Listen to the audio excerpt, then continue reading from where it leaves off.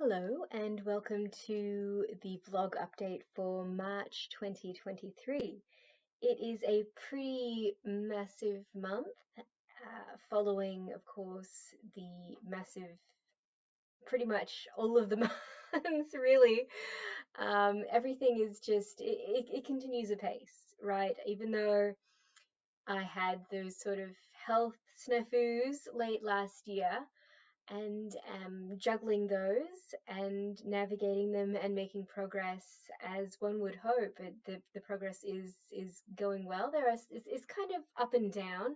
Some days are a bit more painful, less mobile than others, perhaps, but the general trend is improvement, which is, of course, the important thing. So that is definitely good to be able to report.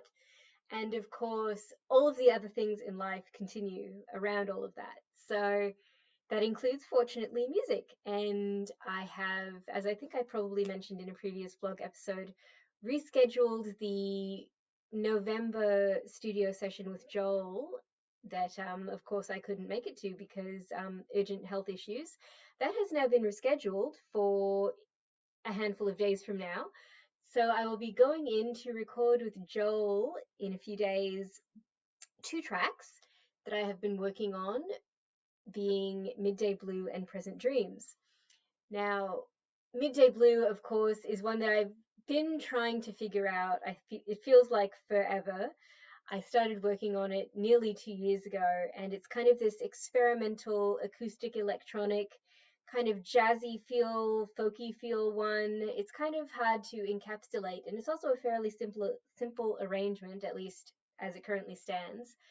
But I'm really liking it, and I'm very excited about how it's evolved, and it has evolved a lot. So you'll be able to find the super early acoustic demo of it here on my channel somewhere in one of the various playlists. And since that time, which was I think December 2021, was when I put together that demo, even though I started writing it back in like May or June 2021.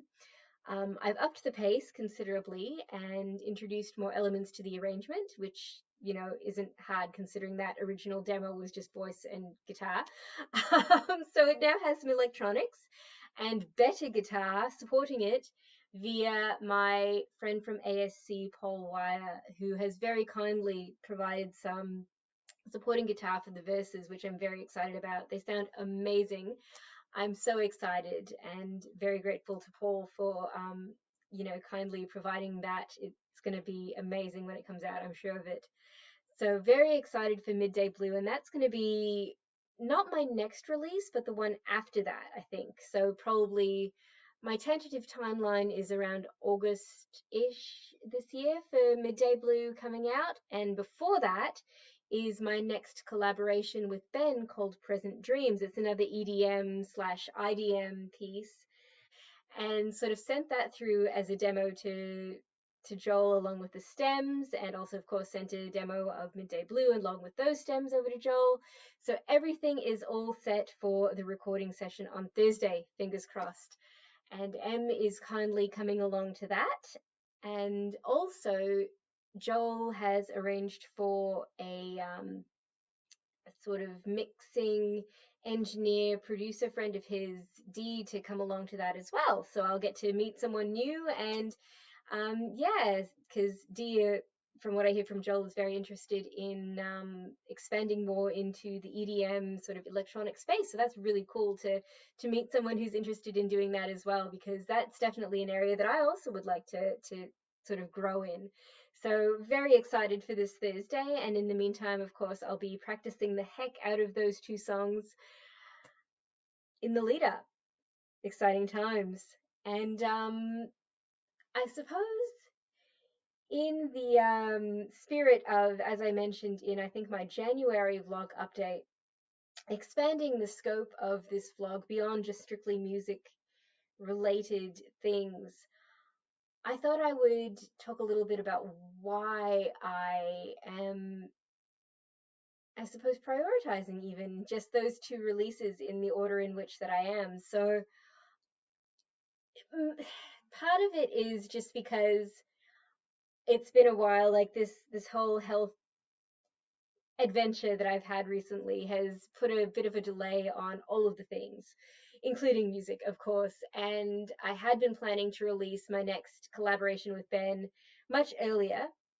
At this point, it's looking like it will probably not come out until May at the earliest, considering, it's already March. Um, and so I really want to get another collab with Ben out, because that is a whole series, and we've got a lot of things in the works together. We've got a number of tracks that have been worked on over the last number of months. So Present Dreams is going to be my next one, and then Midday Blue after that, and then after that, for an as yet unscheduled studio recording session, presumably with another song or two in the mix. I've also got another EDM collaboration with Ben that I want to get out this year called Unmade Endeavor, and that has had a number of incarnations, I suppose. I've drafted it and redrafted it and scrapped things and then unscrapped things, and it's been another adventure, a bit like Midday Blue, but it's all been fun and a learning process. And that one I'm actually hoping to get another vocalist on for. So it's going to be another duet, Unmade Endeavor, but it's still very much in the works, and I've still got a few feelers to send out and see how that goes. But I have digressed. I still have sort of cycled back into talking about music specifically, whereas the reason behind this sort of strategic ordering of the releases is what I really wanted to talk about, because um, it's one of my, I suppose, reasons for putting so much thought into the order in which I release items is that I want to not only build a sort of cohesive narrative around my messaging, I suppose, but also like, what is the most important component of the overall message that I'm trying to get across?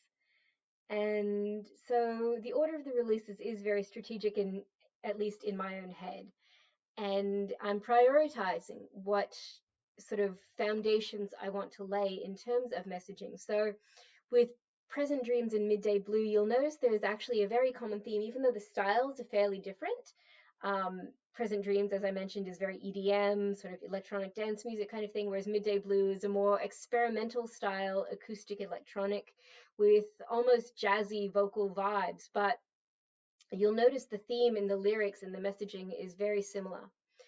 And that felt like it was right for my next step in terms of my messaging and what I wanted to put into the world. And Unmade Endeavor, which will come at some point after, hopefully soon after, builds on that.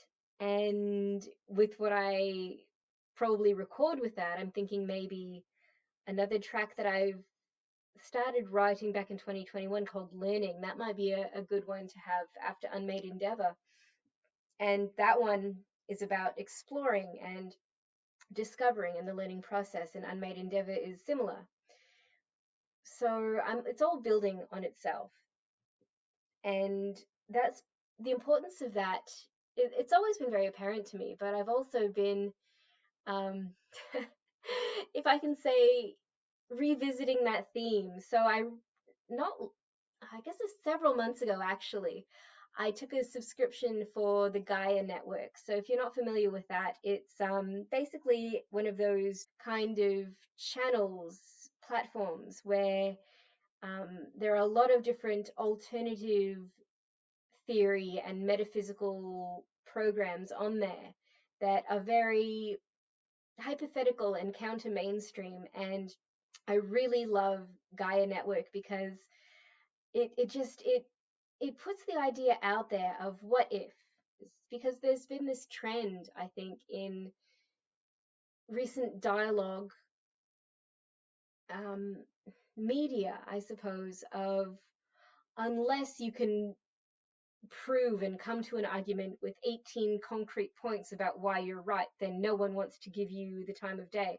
I think that's totally counterproductive. I love the idea of being just able to share ideas and say, well, what if this?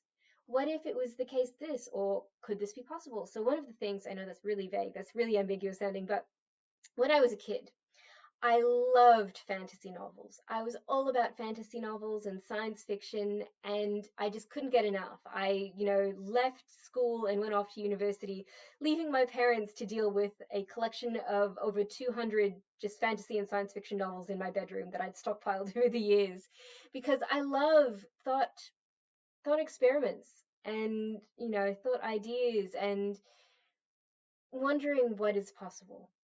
And I think it's so important to always have that curiosity, and it really opens the heart and the mind to possibility and growth. And I found that kind of through this unexpected channel of the Gaia Network and its programming and the different, you know, some would say, well, it is definitely very alternative, very out there, a lot of it programming. And I think that's beautiful. I think it's wonderful that we're in a time and a place where, you know, ideas and thoughts like that can be shared and put to, the intelligence of whoever is examining it to make up their own minds, to take it, take the ideas and grow them if they want, if they speak to them and explore them. I think that's so beautiful. And I think that's one of the most amazing things about life is the ability to do that. And so bringing it back to my music, that is what I'm hoping to do in a way with the releases that I put out into the world. That was how I structured my EP. It's how I strategized the work and the releases that I've put forth so far and that I am putting forth. And I am intrigued and just as mystified as anyone else about where it'll go from here, but I am very excited to see it all unfold. Anyway, I've yammered quite well enough for 1 month, I think, and I will see you in the April vlog update, if not sooner.